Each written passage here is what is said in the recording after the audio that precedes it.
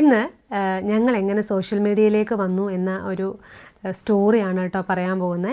അപ്പോൾ ഇത് കാണുന്ന കുറച്ച് പേർക്കെങ്കിലും ആഗ്രഹം ഉണ്ടാവും, നമുക്കും യൂട്യൂബിൽ എന്തെങ്കിലുമൊക്കെ ചെയ്യണമെങ്കിൽ എന്തെങ്കിലുമൊക്കെ സോഷ്യൽ മീഡിയയിലേക്ക് വരണം, നമ്മൾ പുറത്തിറങ്ങുന്ന സമയത്ത് 1-2 പേരെങ്കിലും നമ്മൾ തിരിച്ചറിയണമെന്ന് ആഗ്രഹിക്കുന്ന ഒരുപാട് പേരുണ്ടാവേ. അവർക്ക് വേണ്ടിയിട്ടാണ് ഈ വീഡിയോ. അപ്പോൾ നമുക്ക് ആഗ്രഹമാണ് നമുക്കിതൊക്കെ ഒന്ന് ചെയ്യണം, പക്ഷേ നമുക്കിതിനുള്ളൊരു കണ്ടൻറ് ഇല്ല, അല്ലെങ്കിൽ എന്താണ് ചെയ്യേണ്ടതെന്ന് അറിയത്തില്ല, എഡിറ്റ് ചെയ്യാൻ അറിയില്ല. അപ്പോൾ എങ്ങനെയാണ് ആൾക്കാരൊക്കെ ഈ ഒരു രീതിയിലേക്ക് വന്നതെന്ന് വലിയ ഒരു പിടുത്തമില്ല. എങ്ങനെയൊക്കെ അതുകൊണ്ട് എന്നെയും കൊണ്ട് ഇതൊന്നും പറ്റില്ല എന്ന് വിചാരിച്ചിരിക്കുന്നവർക്ക് ഒരു കാര്യം പറയട്ടെ, എനിക്കും ഞങ്ങളുടെ ഫാമിലിക്കും പറ്റുമെന്നുണ്ടെങ്കിൽ ഈ ലോകത്ത് ആർക്കും ചെയ്യാൻ പറ്റും എന്നാണ് കേട്ടോ എനിക്ക് പറയാനുള്ളത്. അതിൻ്റെ ഒരു കാരണം പറയാം. ഞങ്ങൾ എങ്ങനെ സോഷ്യൽ മീഡിയയിലേക്ക് വന്നു എന്ന് വെച്ചാൽ, ആദ്യം ഞങ്ങളുടെ ഫാമിലിയിൽ ഒരാൾ പോലും സോഷ്യൽ മീഡിയയിൽ ഉള്ള ഒരാളല്ല. അല്ലെങ്കിൽ ഞങ്ങളെല്ലാവരും ഈ റീല് കാണും, അല്ലെങ്കിൽ യൂട്യൂബ് കാണും എന്നല്ലാണ്ട് അതിനെപ്പറ്റി ആലോചിച്ചിട്ട് പോലും ഇല്ലാത്ത ഒരു ഫാമിലിയാണ്. അങ്ങനെ ഞാൻ വർക്ക് ചെയ്യുന്നിടത്ത് എൻ്റെ ഒരു ഫ്രണ്ടും ഞാനുമായിട്ട് ചുമ്മാ നമ്മുടെ ഈ സിനിമകളുടെയൊക്കെ ഡയലോഗ്സൊക്കെ അല്ലേ, അത് ഇങ്ങനെ ചുമ്മാ ചെയ്തിട്ട് ഞങ്ങൾക്ക് രണ്ടിനും സ്റ്റാറ്റസ് ഇടാൻ വേണ്ടി മാത്രമായിട്ട് ചെയ്തുകൊണ്ടിരുന്നു. ചുമ്മാ നമ്മുടെ ഇതിന് മാത്രമേ, നമ്മുടെ ലഞ്ച് ബ്രേക്കിന് വേണ്ടിയിട്ട്. അപ്പം ഞാനും അവളും ചെയ്യുമ്പോൾ ഞങ്ങൾക്ക് രണ്ടുപേർക്കും ഇങ്ങനെ ചുമ്മാ എന്തെങ്കിലുമൊക്കെ പറയാൻ ഇഷ്ടമാണ്. ഡയലോഗ് കോമഡിയൊക്കെയാണ് കൂടുതലും എടുക്കുന്നത്. ഞങ്ങളുടെ രണ്ടിൻ്റെ സ്റ്റാറ്റസ്, അപ്പം ഞങ്ങളുടെ രണ്ടിൻ്റെ സ്റ്റാറ്റസ് ഏകദേശം ഒരു 10-100 പേര് ആയിരിക്കാം കാണുന്നത്. അപ്പോൾ അവർ കുറേ പേര് നമുക്ക് റിപ്ലൈ അയക്കും. ചിലപ്പോൾ 2 ദിവസം കണ്ടില്ല, അവർ നമ്മളോട് ചോദിക്കും, അയ്യോ ഇന്നൊന്നും കണ്ടില്ലല്ലോ റീല് എന്ന് പറയും. അങ്ങനെ ചുമ്മാ, അത് നമുക്ക് ഫോളോവേഴ്സ് ഒന്നും ഇല്ല ഇൻസ്റ്റയിൽ, ഒരു നമുക്കറിയാവുന്ന അങ്ങോട്ടും ഇങ്ങോട്ടും ഫേസ്ബുക്ക് ഫ്രണ്ട് മാതിരി അത്ര മാത്രമേ ഉള്ളൂ. അങ്ങനെ ചെയ്തുകൊണ്ടിരുന്ന സമയത്താണ് ഏട്ടൻ നാട്ടിലേക്ക് വരുന്നത്. ഏട്ടൻ നാട്ടിൽ ലീവിന് വന്ന സമയത്ത് ഞങ്ങൾ ചുമ്മാ ഒരു വീഡിയോ ചെയ്തു. അതെന്താണെന്ന് വെച്ചാൽ ഈ ഗൾഫിലുള്ള, അന്ന് നമുക്ക് കുറേ ട്രെൻഡായിരുന്നേ, ഈ ഗൾഫിലുള്ള ഭർത്താക്കന്മാർ നാട്ടിൽ വരുന്ന സമയത്ത്, അല്ലെങ്കിൽ ഭർത്താക്കന്മാരോട് ഭാര്യമാർ ചോദിക്കും ഈ ബർത്ത്ഡേയുടെ ഡേറ്റ് ഇന്ന് എന്ത് ദിവസമാണെന്ന് ഓർമ്മയുണ്ടോ എന്ന് ചോദിക്കും. ഇന്ന് ഇവിടെ ബർത്ത്ഡേ എങ്ങാണോ ആണോ എന്ന് ചിന്തിക്കുമ്പോൾ ഈ ഭർത്താവ് ചോദിക്കും, നിനക്ക് EMI ഡേറ്റ് അറിയാവോ, നിനക്ക് പാലിൻ്റെ ഡേറ്റ് അറിയാവോ, അല്ലെങ്കിൽ നമ്മുടെ കുഞ്ഞിൻ്റെ സ്കൂൾ ഫീസിൻ്റെ ഡേറ്റ്, ഇങ്ങനെ കുറേ ചോദിക്കും. ഭാര്യമാരൊന്നും മിണ്ടാതിരിക്കുന്നതായിരുന്നു അപ്പോൾ ട്രെൻഡായിട്ടുള്ളത്. പക്ഷേ അതിൽ നിന്നും എനിക്ക് വ്യത്യസ്തമായിട്ട് തോന്നിയത്, ഈ ഞങ്ങൾ പ്രവാസിമാരുടെ ഭാര്യമാരെ സംബന്ധിച്ച് ഞങ്ങൾക്കെന്ന് വെച്ചാൽ EMIയുടെ ഡേറ്റും എല്ലാത്തിനും ഡേറ്റ് കൃത്യമായിരിക്കും. ഇവർ ഈ പൈസ നമ്മുടെ അക്കൗണ്ടിലേക്ക് ഇടുമെങ്കിലും ഇതൊരു ചാർട്ടേഡ് അക്കൗണ്ടൻറ്റ് ടാലി ചെയ്യുന്നതിനേക്കാളും കൂടുതൽ ടാലി ചെയ്തിട്ടായിരിക്കാം ഞങ്ങൾ ഭാര്യമാർ കൊണ്ടുപോകുന്നത്. അപ്പോൾ അങ്ങനെ ഒരു ട്വിസ്റ്റ് പോലെ ഇവർ ചോദിക്കുന്നതിനനുസരിച്ച് ഒരു പ്രവാസി വൈഫ് മറുപടി പറയുന്ന രീതിയിലേക്ക് ഞാനൊരു ചുമ്മാ ഒന്ന് ഷൂട്ട് ചെയ്തു. അപ്പോൾ ഈ ചിലർ പറയത്തില്ല എനിക്ക് വീഡിയോ എഡിറ്റ് ചെയ്യാനൊന്നും അറിയത്തില്ലെന്ന്.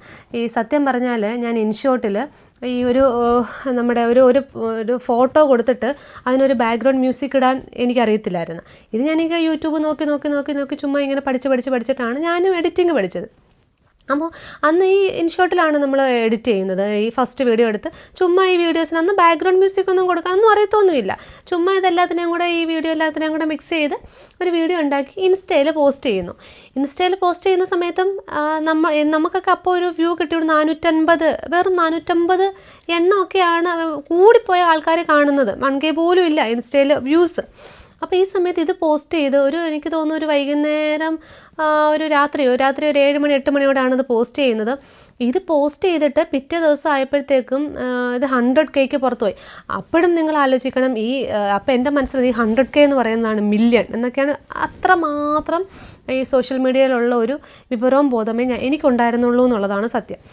അപ്പോൾ 100K വരുന്നു. അപ്പോൾ ഞാൻ വിചാരിച്ചു 100K എന്ന് വെച്ചാൽ 1 മില്യൺ ആയോ? അപ്പോൾ എൻ്റെ അനിയനാണ് പറയുന്നത്, ചേച്ചി എന്നിട്ട് ഞാൻ സ്റ്റാറ്റസ് കിട്ടും ഫസ്റ്റ് ഞങ്ങളുടെ വീഡിയോ 1 മില്യൺ ആയെന്ന് പറഞ്ഞു 100K ആയപ്പോഴേ.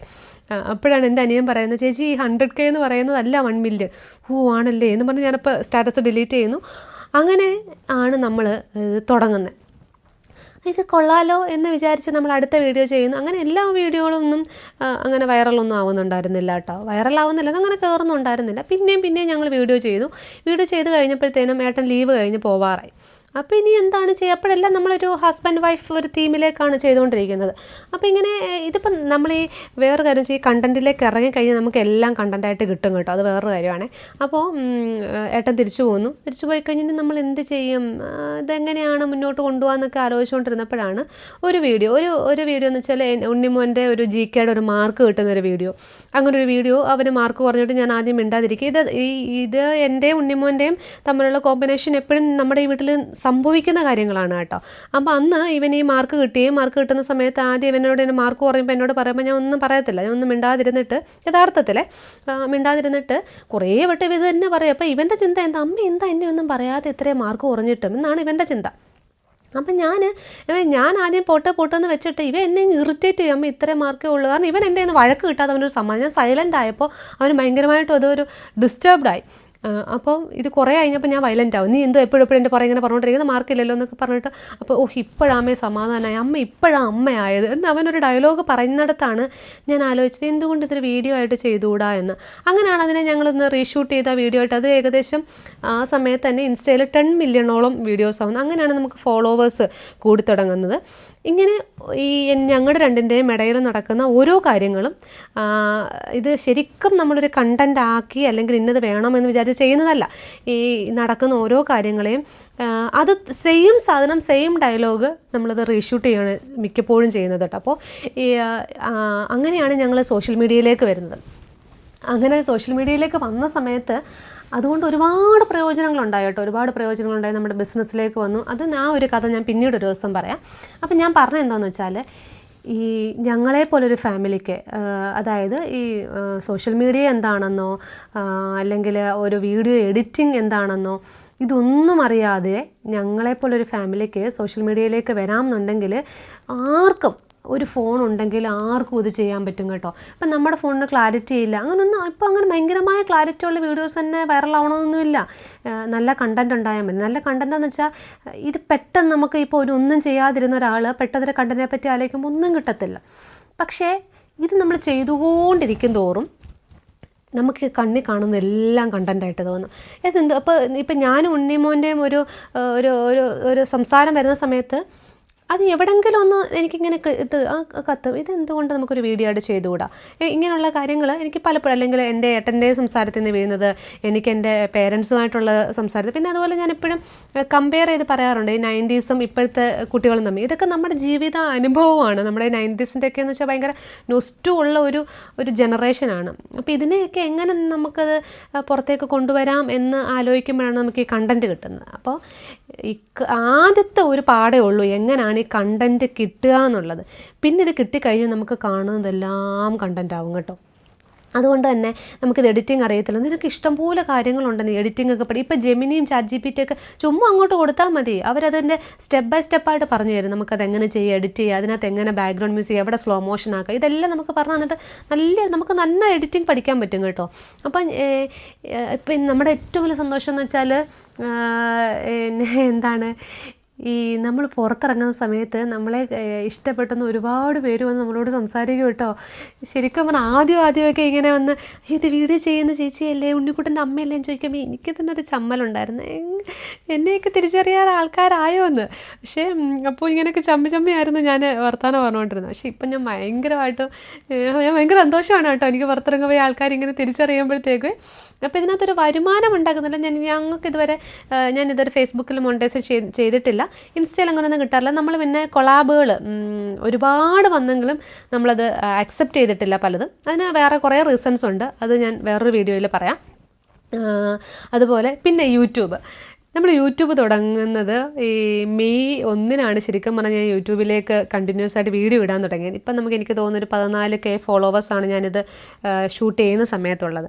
അപ്പോൾ ഒരു മാസം കൊണ്ടാണ് കേട്ടോ എനിക്ക് 14K ഫോളോവേഴ്സ് അല്ല, ഇവിടെ സബ്സ്ക്രൈബേഴ്സ് വന്നത്. അപ്പോൾ അതിൻ്റെയും ഒരു കഥ ഞാൻ അടുത്തൊരു ഇതിൽ പറയാം. അതെങ്ങനെയാണ് അത്രയും വന്നതെന്നൊക്കെ അറിയണമെന്നുണ്ടെങ്കിൽ ഒന്ന് കമൻറ്റ് ചെയ്താൽ മതി. അപ്പോൾ ഈ വീഡിയോ തന്നെയും ഒരുപാട് പേര് കാണുമോയെന്നും എനിക്കറിയില്ല, കാരണം നമ്മൾ ഇൻസ്റ്റയിലെ പോലല്ല യൂട്യൂബിൽ വ്യൂസ് കിട്ടാനും സബ്സ്ക്രൈബേഴ്സ് കിട്ടാനും ഭയങ്കരമായും പാടാണ്. അപ്പോൾ ഞാൻ പറയുന്ന ഇത്രയേ ഉള്ളൂ, വരണം എന്ന് നിങ്ങൾ ആഗ്രഹിക്കുന്നുണ്ടെങ്കിൽ നിങ്ങൾ ധൈര്യമായിട്ട് എന്തെങ്കിലും ഒരു കണ്ടൻറ്റ് ചെയ്ത് പുറത്തോട്ട് വാ. എന്നിട്ട് പിന്നീട് ഇത് കിട്ടിക്കൊണ്ടേയിരിക്കും. അപ്പോൾ ഉറപ്പായിട്ടും അങ്ങനെ ആഗ്രഹമുള്ളവർ മടിച്ച് നിൽക്കരുത്. മടിച്ച് നിൽക്കുന്നവർ എന്നെ പറ്റി ആലോചിച്ചാൽ മതി, ഞങ്ങളുടെ ഫാമിലിയെ പറ്റി ആലോചിച്ചാൽ മതി. ഞങ്ങളെയും കൊണ്ട് പറ്റുമെങ്കിൽ എല്ലാവർക്കും പറ്റും കേട്ടോ.